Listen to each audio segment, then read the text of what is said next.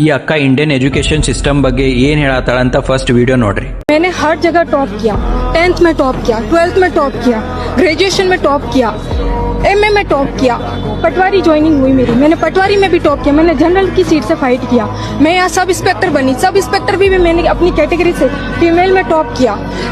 अगर एक टॉपर का आज ये हालात होता है, आज एक टॉपर होने का रिजल्ट ये होता है, तो आप बताइए मेहनत करने वाला बच्चा कहाँ जाएगा। ಗೊತ್ತಾಗಿರ್ಲಿಲ್ಲ ಅಂದ್ರೆ ನಾನು ಹೇಳ್ತೀನಿ ಕೇಳ್ರಿ.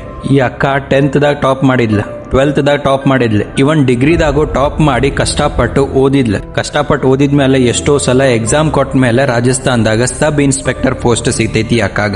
ಆದ್ರ ಆ ಅಕ್ಕಂದ ನಶೀಬ್ ನೋಡ್ರಿ, 3 ವರ್ಷ ಆದ್ಮೇಲೆ ಕೋರ್ಟ್ ಅನೌನ್ಸ್ ಮಾಡತ್ತ ಈ ಎಕ್ಸಾಮ್ ಟೈಮ್ ದಾಗ ಪೇಪರ್ ಲೀಕ್ ಆಗಿದ್ದು ಅಂತ. ಮತ್ತ ಈ ಎಕ್ಸಾಮ್ ನ ರದ್ದು ಮಾಡಿ ಎಕ್ಸಾಮ್ ದಾಗ ಪಾಸ್ ಆಗಿರೋ ನೌಕರಿ ಮಾಡ್ತಿರೋರನ್ನ ನೌಕರಿಯಿಂದ ತೆಗೆದು ಹಾಕ್ತಾರ. ಈ ವಿಡಿಯೋ ನೋಡಿದ್ಮೇಲೆ ನನಗೇನ್ ಅನಿಸ್ತಂದ್ರ, ಈ ನಂಬಿಕೆ ಇರ್ಲಾರದ ನೌಕರಿ ಮಾಡ್ಕೋತ್ ಕುಂಡ್ರುಕ್ಕಿಂತ ನಮ್ಮ ಮೇಲೆ ನಾವ್ ನಂಬಿಕೆ ಇಟ್ಟುಕೊಂಡ ಸಣ್ಣದಾದ್ರೂ ಸಹಿ ಆದ್ರ ಸ್ವಂತ ಬಿಸ್ನೆಸ್ ಮಾಡ್ಬೇಕು. ನೋಡ್ರಿ ನೀವು ಈಗ ಮೊದ್ಲಿನಂಗ್ ನೌಕರಿ ಎಜುಕೇಶನ್ ಏನೂ ಉಳ್ದಿಲ್ಲ. ಹಿಂಗಂತ ನಾನ್ ಅಷ್ಟೇ ಹೇಳತ್ತಿಲ್ಲ, ಇವನ್ ನಿಮ್ಮ ಅವ್ವ ಅಪ್ಪನೂ ಹೇಳ್ತಾರ. ಯಾಕಂದ್ರ ಈಗ ಇಂಡಿಯನ್ ಎಜುಕೇಶನ್ ಆಗಿ ಉಳ್ದಿಲ್ಲ, ಅದೊಂದ್ ದೊಡ್ಡ ಮಂದಿದ ಬಿಸ್ನೆಸ್ ಆಗೈತಿ.